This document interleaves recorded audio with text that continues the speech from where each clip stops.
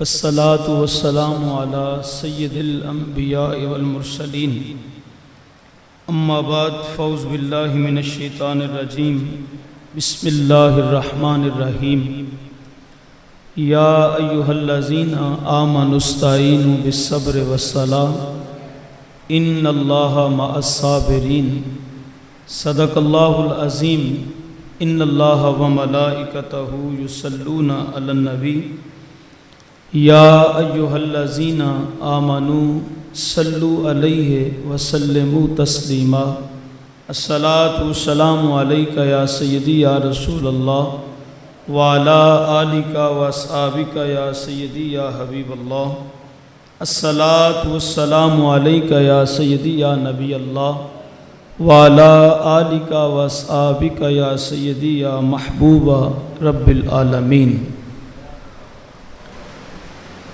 دین کا شباب ہے حسین، دین کا شباب ہے حسین۔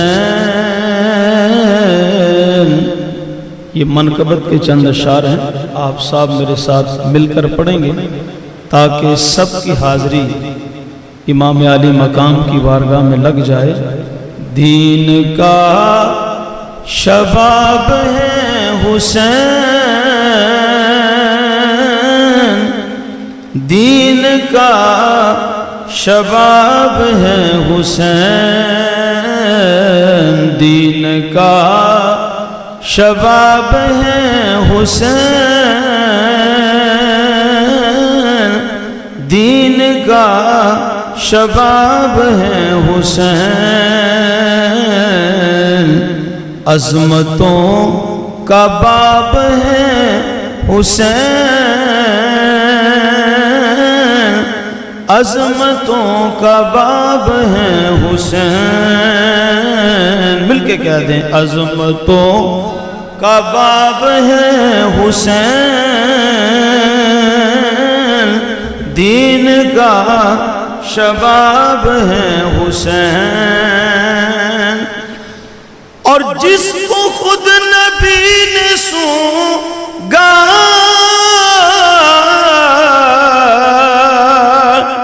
جس کو خود نبی نے سونگا، ہاں وہی گلاب ہے حسین، ہاں وہی گلاب ہے حسین، دین کا شباب ہے حسین، عظمتوں کا باب ہے حسین۔ اور حسین کا جواب ہی نہیں،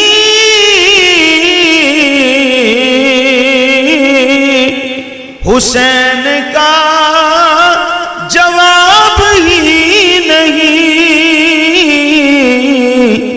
کیونکہ لا جواب ہے حسین،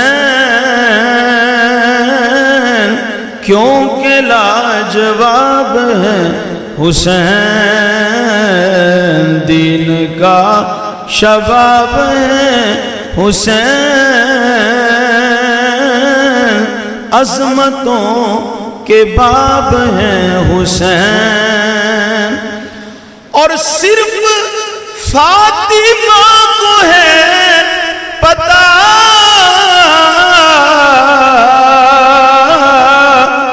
صرف فاطمہ کو ہے پتہ، کس قدر نایاب ہے حسین، کس قدر نایاب ہے حسین، کس قدر نایاب ہے حسین، دین کا شباب ہے حسین، عظمتوں کا باب ہے حسین، دین کا شباب ہے حسین۔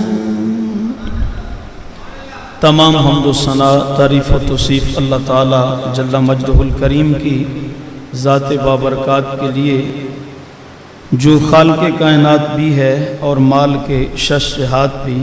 اللہ جل وعلا کی حمد و ثنا کے بعد حضور نبی اکرم شفیع امم رسول محتشم، اللہ کے پیارے امت کے سہارے، رب کے محبوب دانائے غیوب، مال کے رکاب امم، فخر عرب و عجم، والی کون و مکان، سیاہ لا مکان، حضور ختمی المرتبت احمد مجتبیٰ جناب حضرت محمد مصطفیٰ صلی اللہ علیہ وسلم کے حضور ناز میں اپنی نیاز مندیوں کا خراج پیش کرنے کے بعد، عالی مرتبت، عالی وقار، معزز مکرم محترم حاضرین و سامعین، السلام علیکم ورحمۃ اللہ وبرکاتہ۔ ماہ محرم الحرام ہے اور یہ وہ مبارک مہینہ ہے کہ جس کے سایہ فگن ہوتے ہی نبی کی اہل بیت کی یاد دلوں میں تازہ ہو جاتی ہے اور ہر آنکھ اشک بار ہو جاتی ہے، اور ان کی شہادتوں کا قصہ سن کر ہر دل رنجیدہ بھی ہوتا ہے اور دل پرملال بھی ہو جاتا ہے۔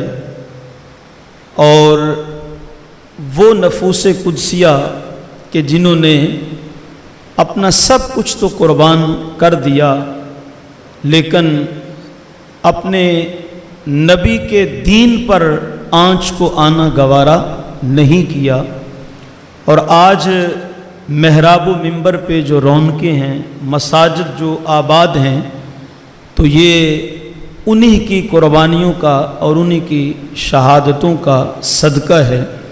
آئیے مختصر وقت کے لیے ہم اسی مناسبت سے چند باتیں آپ کے سامنے رکھنا چاہیں گے۔ اللہ پاک زبان پہ کلمت الحق جاری فرمائے، حق سن کر سمجھ کر اس پر عمل پیرا ہونے کی توفیق مرحمت فرمائے۔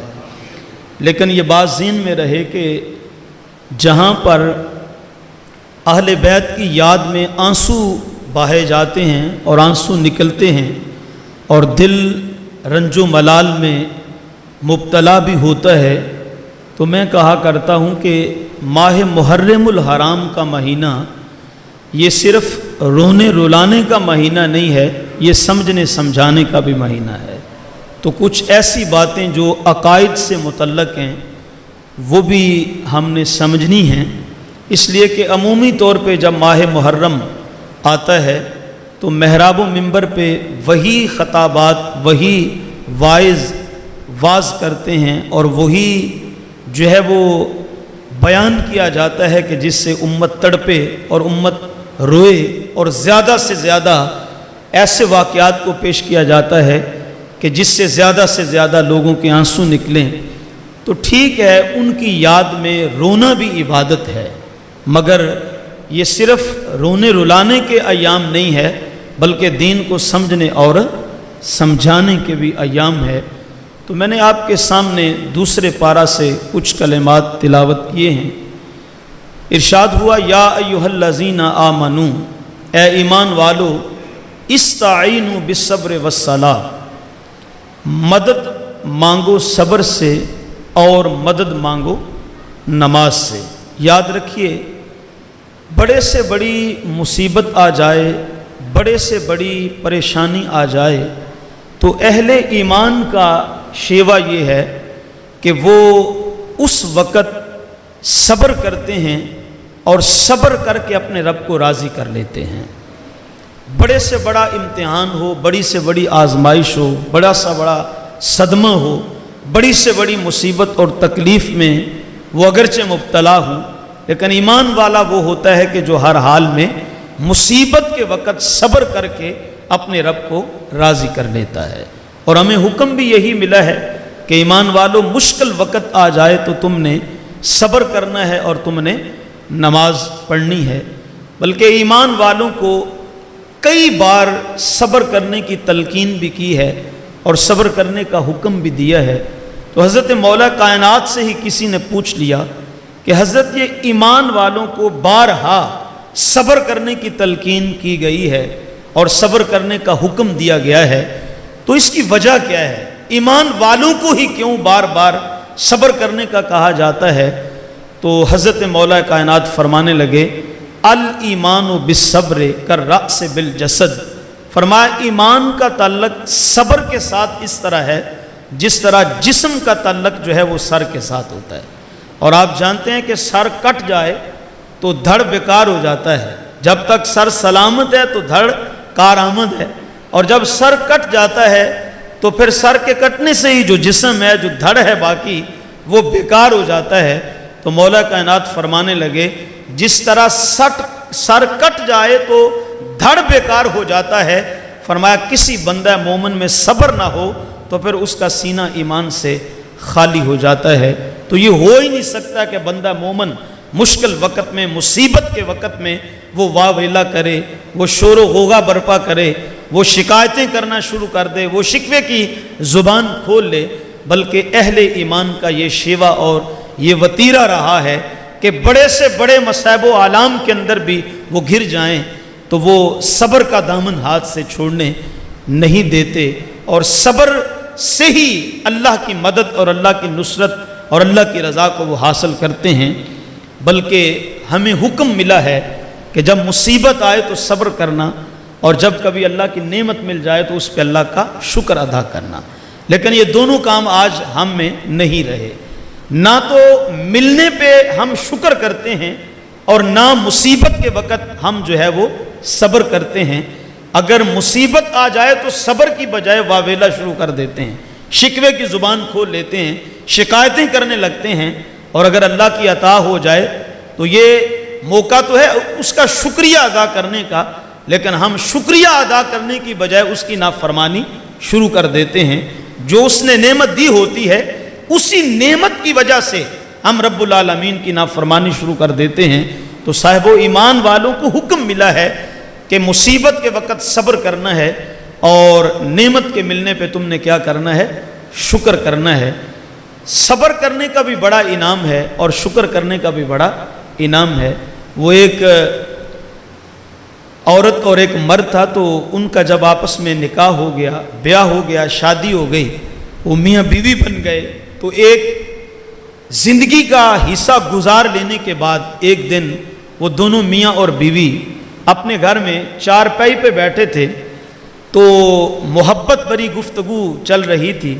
تو ایک دن وہ شوہر اپنی بیوی سے کہنے لگا، یوں ہی بس بیٹھے تھے اور باتیں چل رہی تھیں، تو شوہر نے بیوی سے کہا مخاطب ہو کے کہ پل یہ لو کہ تو بھی جنتی تے میں بھی جنتی۔ تو اس نے کہا کہ تجھے کوئی الہام ہوا ہے کہ تو بھی جنتی اور میں بھی جنتی؟ تو کسی نے پیغام دیا ہے، کوئی خواب دیکھا ہے، کیا ہوا کہ تو مجھے بھی کہہ رہا ہے تو بھی جنتی اور میں بھی جنتی؟ تو کیسے تو بھی جنتی ہے اور میں بھی جنتی ہوں؟ اس نے کہا ہاں ہاں تو بھی جنتی ہے اور میں بھی جنتی ہوں۔ تو اس نے کہا پر کوئی وجہ تو بتا نا، تو کس بنا پہ یہ کہہ رہا ہے کہ تو بھی جنتی اور میں بھی جنتی؟ تو اس نے کہا دیکھ، حالت یہ تھی، اب نکاح تو ہو گیا، ان کی شادی بیاہ تو ہو گیا، زندگی بھی اچھی گزر رہی ہے، لیکن دونوں کا معاملہ یہ تھا کہ جو مرد تھا، جو شوہر تھا، وہ نہایت بدصورت تھا۔ رنگ اس کا کالا ہے، آنکھیں اس کی چھوٹی ہیں، ناک چپٹی ہے، حبشی نیاد ہے، رنگ کا کالا ہے، اور نکوش کا تکھا پن بھی نہیں ہے اس کے پاس، اور اس کے برعکس جو اس کی عورت ہے وہ اتنی ہی زیادہ خوبصورت ہے۔ تو وہ کہنے لگا دیکھ، میرے جیسا بدصورت نہیں ہے اور تیرے جیسا خوبصورت کوئی نہیں ہے، تو ظاہر بات ہے جب کبھی تو آئینے میں اپنے آپ کو دیکھتی ہوگی، اپنی خوبصورتی کو ملاحظہ کرتی ہوگی، اور تیری نظر میرے چہرے پہ بھی پڑتی ہوگی، تو تیرے دل میں خیال تو آتا ہوگا نا، کہاں میں حسن کی ملکہ اور کہاں یہ میرے بسترے کی زینت اور میرے سر کا جو تاج ہے، اس کا رنگ بھی کالا ہے، نقوش بھی اس کے مدم ہیں، تو یہ میرے لیے یہی رہ گیا تھا۔ لیکن میں گواہ ہوں اس بات کا، اتنے سال ہو گئے شادی کو، لیکن آج تک تو نے کبھی یہ لفظ نہیں بولے، اور تو نے کبھی آج تک شکوہ نہیں کیا کہ میرے لیے یہ کالا کلوٹا ہی رہ گیا تھا، اور دوسری طرف معاملہ یہ ہے کہ میں جب اپنے آپ کو کبھی دیکھتا ہوں اور اپنے کالے رنگ کو دیکھتا ہوں، اپنی بدصورتی کو دیکھتا ہوں، اور پھر اپنے پہلو میں اپنے آنگن میں تیرے جیسی خوبصورت بیوی کو دیکھتا ہوں، تو میں اس پہ اللہ کا شکر ادا کرتا ہوں۔ اور تو جب اپنے پہلو میں مجھے دیکھتی ہے تو تو نے کبھی شکوہ یا شکایت نہیں کی، بلکہ تو صبر کر کے اللہ کی رضا پہ راضی ہے، چلو میرے نصیب میں یہی لکھا تھا تو یہ مجھے مل گیا ہے، لیکن آج تک تو نے کبھی میری بے توقیری نہیں کی ہے، تو صبر کر کے زندگی گزار رہی ہے اور میں شکر کر کے زندگی گزار رہا ہوں۔ ظاہر بات ہے کہ تیرے جیسی خوبصورت بیوی جس کو ملی ہو تو وہ شکر نہ ادا کرے تو کیا کرے، اور ظاہر بات ہے کہ میں اگر تیرے نکاح میں آیا ہوں اتنا بدصورت ہوں تو میرے سے نبھا کے تو نے بھی صبر کرنے کی انتہا کر دی ہے۔ تو فرمایا میرے محبوب کا فرمان ہے صبر کرنے والا بھی جنت میں جائے گا، شکر کرنے والے بھی جنت میں جائیں گے۔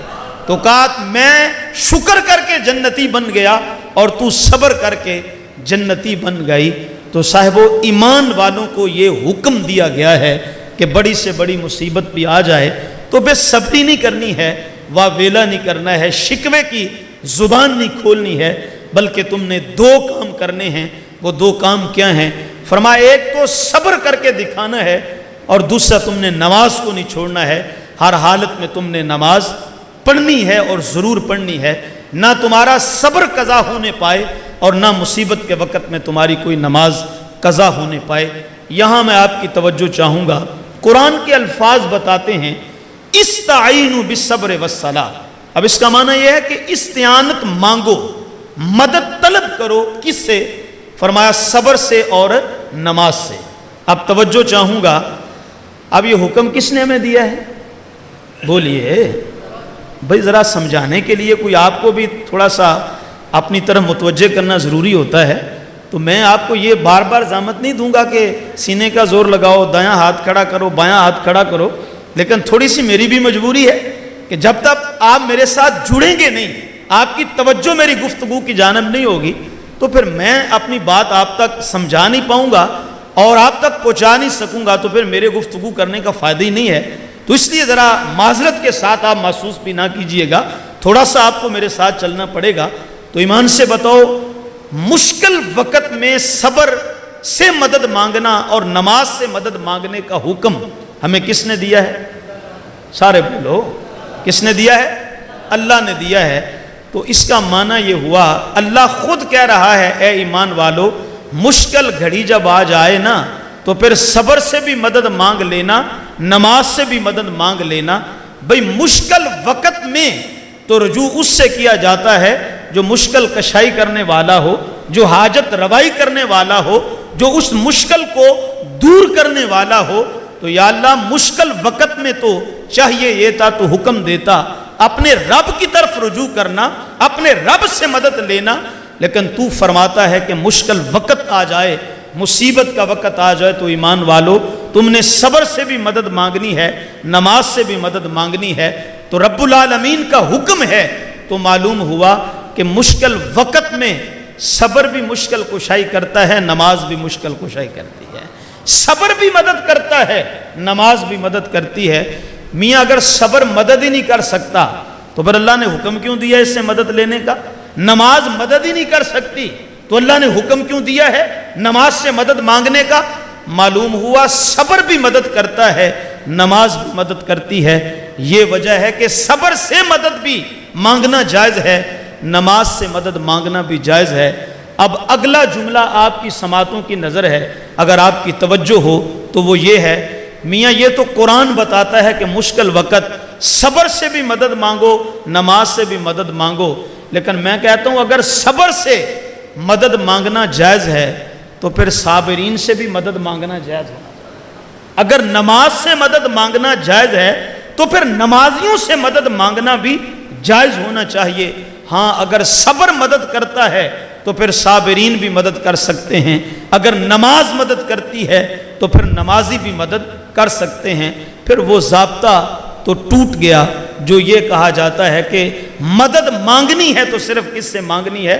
خدا سے مانگنی ہے، خدا کے سوا نہ ولی سے مدد مانگنی ہے، نہ علی سے مدد مانگنی ہے، نہ نبی سے مدد مانگنی ہے۔ لوگ کہتے ہیں صرف خدا سے مدد مانگنی ہے، غیر خدا سے مدد مانگنا جائز نہیں ہے۔ تو میں کہتا ہوں کہ اللہ تو قرآن میں دوسرا پارہ ہے، سورہ البقرہ ہے، اور اللہ قرآن میں حکم دے رہا ہے ایمان والوں کو، ایمان والوں مشکل وقت آ جائے صبر سے بھی مدد مانگنا، نماز سے بھی مدد مانگنا۔ میرا ایمان ہے اگر صبر مدد کرتا ہے، نماز مدد کرتی ہے، تو پھر سید علی حجویری بھی مدد کر سکتا ہے، پھر بابا فرید بھی مدد کر سکتا ہے، پھر غوث اعظم بھی مدد کر سکتے ہیں، اللہ کا ولی بھی مدد کرتا ہے، مولا علی بھی مدد کرتے ہیں، اور اللہ کا نبی بھی مدد کرتا ہے۔ اس لیے کہ ان کی مدد کرنا بھی حقیقت میں خدا کی ہی مدد کرنا ہے۔ اس لیے کہ ان ہستیوں کو مدد کرنے کی قوت اور طاقت کون مہیا کرتا ہے؟ تو کہنا پڑے گا وہ خدا ذوالجلال کرتا ہے۔ تو پھر ان کی مدد کرنا بھی اللہ کی مدد کرنا ہے۔ تو اللہ سے بھی مدد مانگنا جائز ہے، اور اللہ والوں سے بھی مدد مانگنا، بولیے، اللہ والوں سے بھی مدد مانگنا جائز ہے۔ وہ ایک سفر پہ جا رہے تھے، تو ایک جگہ پہ لکھا ہوا تھا، وہ کون سی چیز ہے جو نہیں ملتی خدا سے؟ وہ کون سی چیز ہے جو نہیں ملتی خدا سے، جسے تم مانگتے ہو جا کے اولیاء سے؟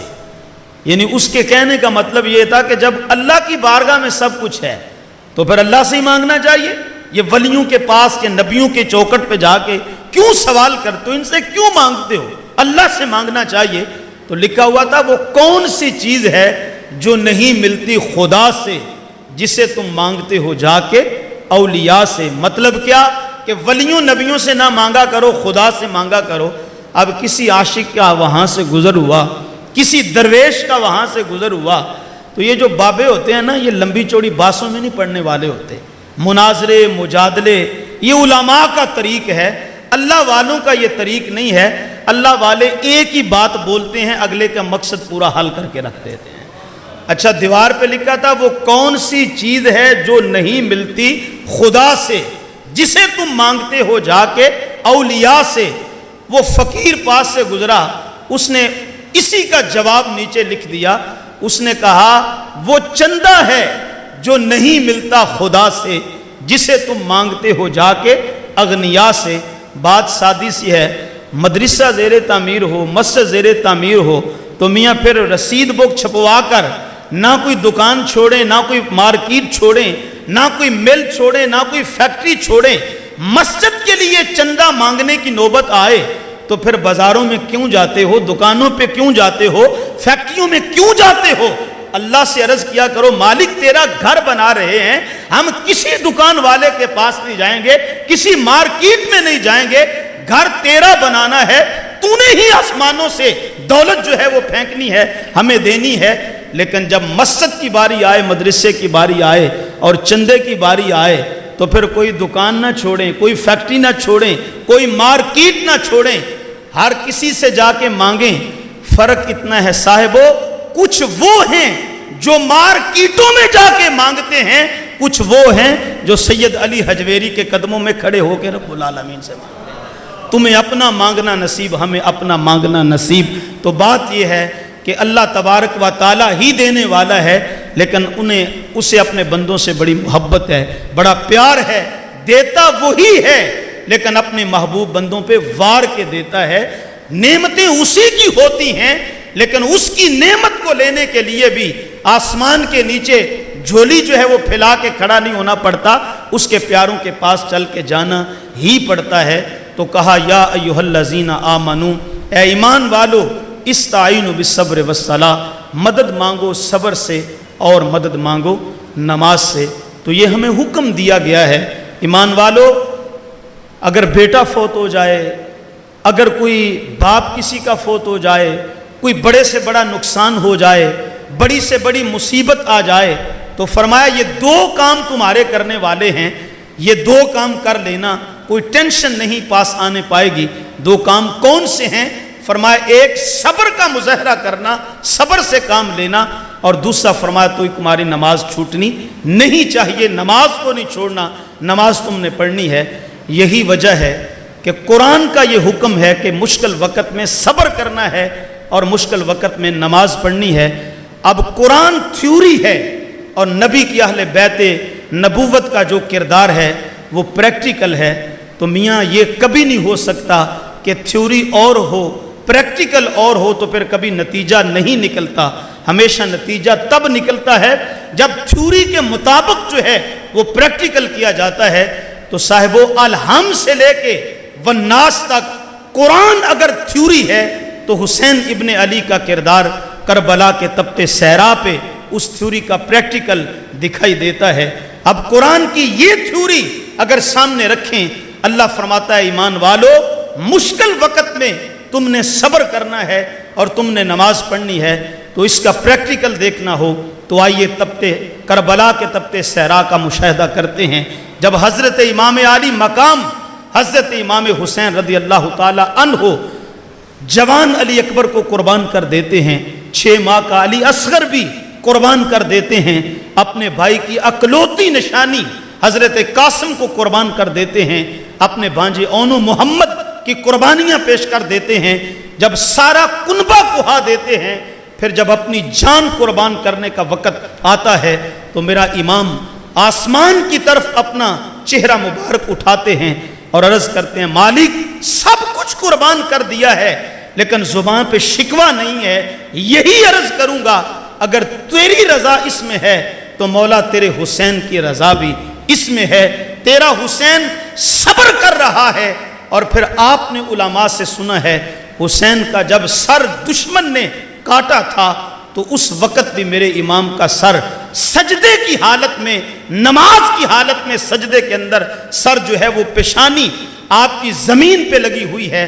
تو امام علی مقام نے بتا دیا اگر اللہ یہ حکم دیتا ہے ایمان والوں کو کہ ایمان والوں تم نے صبر بھی کرنا ہے نماز بھی پڑھنی ہے، تو نبی کے نواسے علی کے بیٹے اور فاطمہ کے جگر پارے نے کربلا کے تپتے صحرا پہ صبر بھی کر کے دکھایا ہے اور نماز بھی پڑھ کے دکھائی ہے۔ آج ہمارا جوان بیٹا فوت ہو جائے تو یقین جانے باپ سے اٹھا نہیں جاتا، جنازوں کے ساتھ باپ کو جب لایا جاتا ہے تو 2-2 3-3 بندے کندھا دے کے اس کو جو ہے وہ لے کر آتے ہیں، لوگ سوال کرتے ہیں یہ جس سے چلا نہیں جا رہا یہ کون ہے؟ آواز آتی ہے اسی کے تو جوان بیٹے کا لاشا جا رہا ہے۔ تو کسی کا ایک بیٹا فوت ہو جائے اس سے اٹھا نہیں جاتا، یہ میرے حسین کا صبر ہے اور کمال کا صبر ہے کہ 72 تن قربان کر دیے ہیں لیکن پاؤں میں لغزش نہیں آئی ہے، پھر بھی ثابت قدم ہیں اور رب کی رضا پہ راضی ہو کے بھی دکھایا ہے۔ اور میرے حسین نے سجدے کی حالت میں سر کٹا کر آخری وقت تک نماز بھی رب کی ادا کر کے دکھایا ہے۔ تو جس حسین کی کربلا میں نماز نہ قضا ہو، جس حسین کا کربلا میں ایک سجدہ بھی قضا نہ ہونے پائے، تو بڑے افسوس کی بات ہے آج حسینی بننے والے اور اپنے آپ کو حسینی کہنے والے اگر نماز کے قریب بھی نہ آئیں تو ذرا ہمیں بھی اپنا محاسبہ کرنا ہے اور ہمیں بھی اپنے کردار کو دیکھنا ہے۔ صرف دیگیں پکا کر بانٹ لینے سے بندہ حسینی نہیں بنتا، صرف کالے کپڑے پہن کر اور ان کی عظمتوں کے نعرے لگا کر صرف بندہ حسینی نہیں بنتا ہے، صرف 2-3 محفلوں میں جا کر حسین پاک کا ذکر سننے سے بندہ حسینی نہیں بنتا ہے۔ حسینی تب بنتا ہے جب بندہ مشکل وقت میں صبر کر کے بھی دکھاتا ہے اور ایک سجدہ بھی اس کا قضا نہ ہونے پائے تو سمجھ لو پھر یہ سر سے لے کے پاؤں تک پورا حسینی بن گیا ہے اور کربلا والے حسین کا رنگ اس کے اوپر چڑھ گیا ہے۔ تو کہا اے ایمان والو استعینوا بالصبر والصلاۃ، مدد مانگو صبر سے اور مدد مانگو نماز سے۔ اچھا صبر بھی مدد کرتا ہے اور نماز بھی مدد کرتی ہے۔ آگے فرمایا ان اللہ مع الصابرین، بے شک اللہ صبر کرنے والوں کے ساتھ ہے۔ آپ کی توجہ ہے نا جی؟ یہ بائیں والوں کی سب کی ہے نا توجہ؟ بات سمجھ تو آ رہی ہے نا؟ اگر نہیں آ رہی تو مجھے بتا دیں تاکہ پھر ایسے تو گفتگو کرنے کا مطلب ہی نہیں ہے کوئی کہ جب آپ تک کوئی بات کنوے نہ ہو سکے، آپ کو سمجھ نہ آ سکے۔ تو ہمیں حکم دیا ایمان والوں کو 2 چیزوں کے کرنے کا، اور یہ یاد کرنے والی چیزیں ہیں کون کون سی؟ ایک بولیے، اور دوسرا، اچھا دو چیزوں کے کرنے کا حکم تھا، صبر بھی کرنا اور نماز بھی پڑھنا، اور آگے فرمایا ان اللہ مع الصابرین۔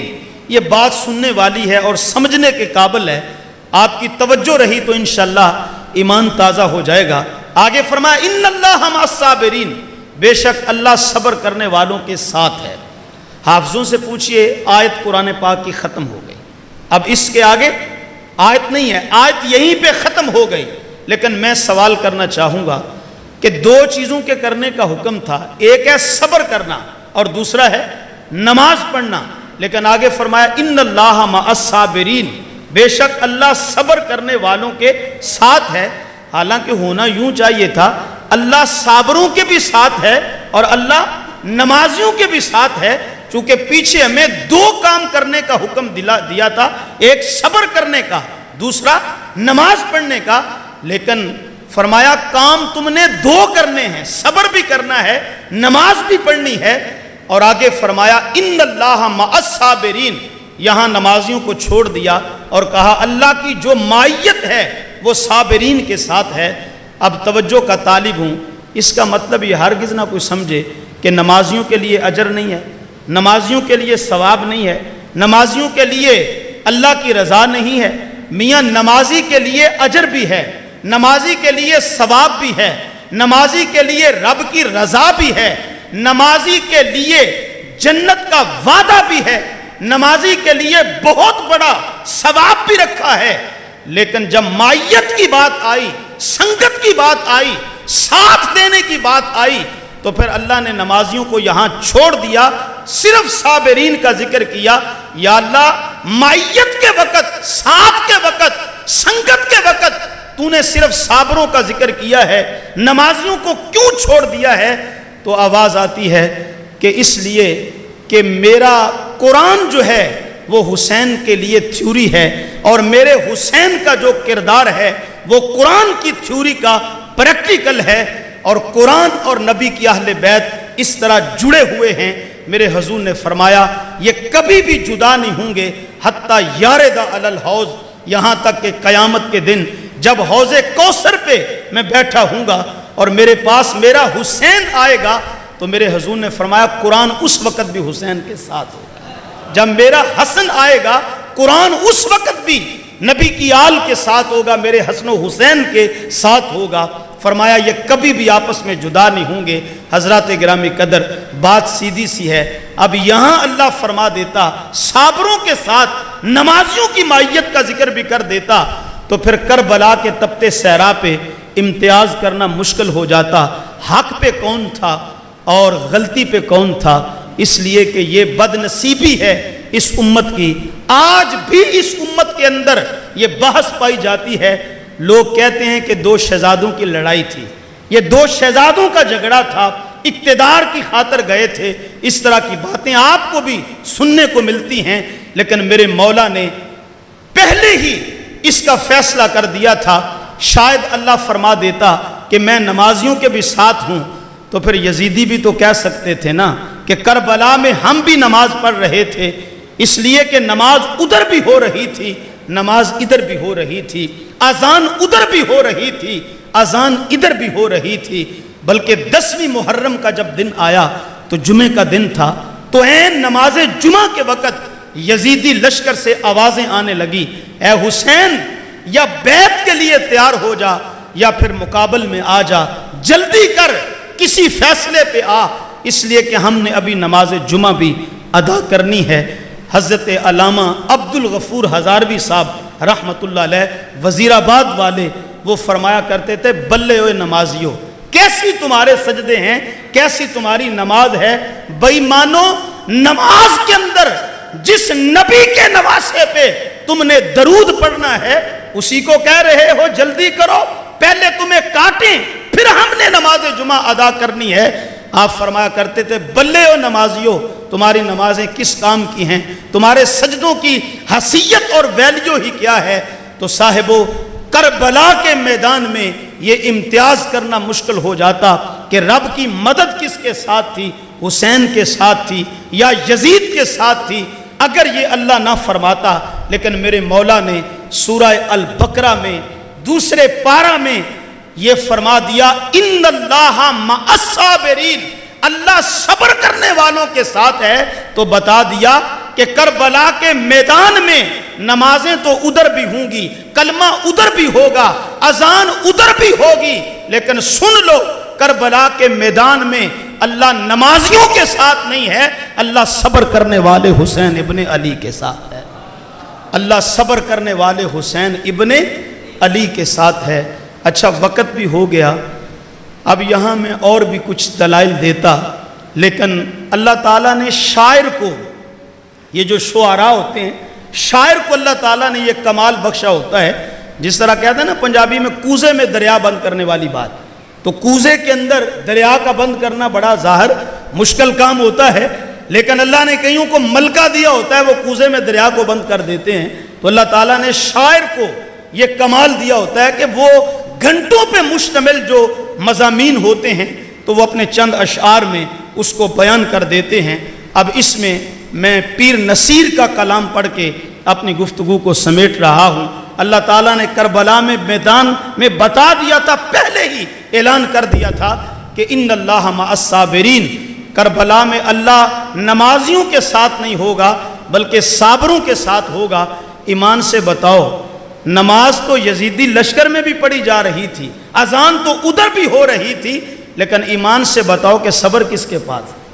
صبر تلوار چلانے والوں کے پاس تھا یا صبر اس حسین کے پاس تھا جس نے علی اصغر بھی قربان کر دیا؟